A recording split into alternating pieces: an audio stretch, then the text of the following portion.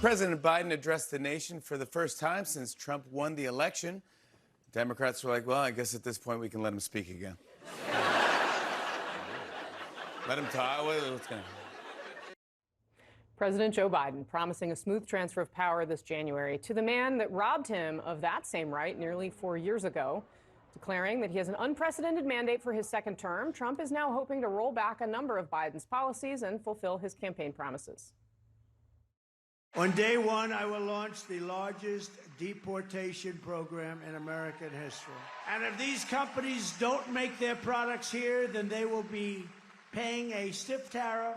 I will end the war in Ukraine. We're stuck in that war unless I'm president. I'll get it done. I'll get it negotiated. I'll get out. I will stop the chaos in the Middle East. When I get to office, we are going to not charge taxes on tips. I will terminate the Green New Scam, one of the great scams in history.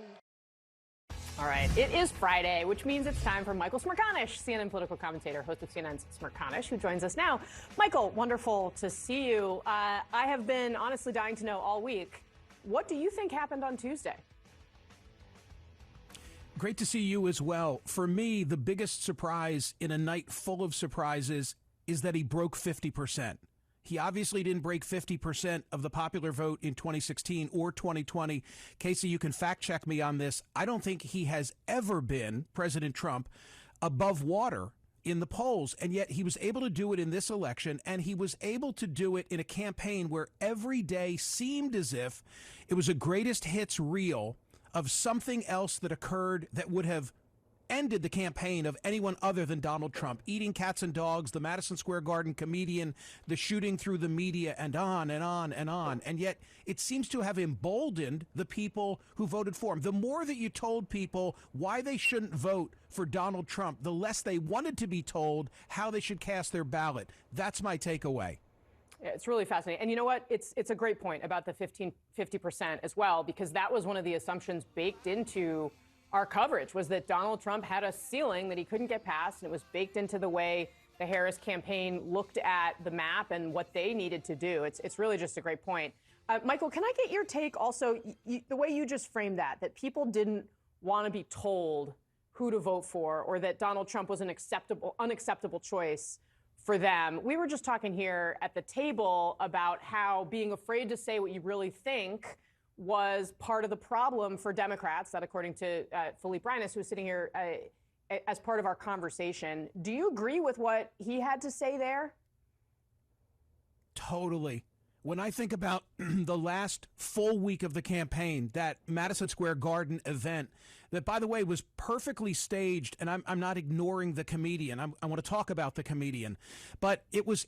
I'm a former advance man. I did advance work for Vice President George Herbert Walker Bush. And so That's awesome. I admire. Oh. So I admire the structuring, Republican, Democrat, doesn't matter. I just like to see well-produced live events. That was a very well-produced live event. But of course, all of the oxygen for the next 3 days, Monday, Tuesday, Wednesday, was all about one joke not told by Donald Trump. It was admittedly an appalling joke. He should have come out and he should have immediately denounced it and then moved forward.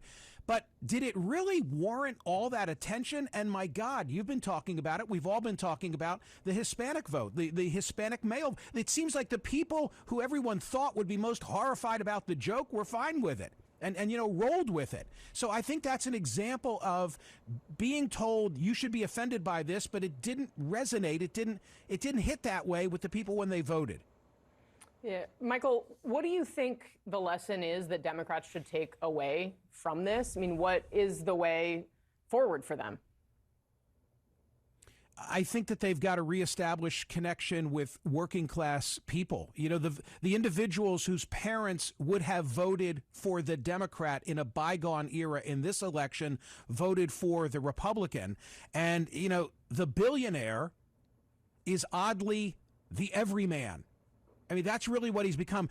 Carlos Lozada wrote a great piece in the New York Times saying, like it or not, Donald Trump is us. I mean, think about the embodiment of the 80s, Wall Street, greed, Gordon Gekko. Think about the 90s and sex scandal, the intern scandal. Think about the social media era in which we're living now. Think about the reality television era that we went through a decade ago. He's every one of those things. So the more that people want to say, like, he's aberrant, he might be the norm. I know that's going to send shivers down the spine of half the audience or more who are watching, but think about that.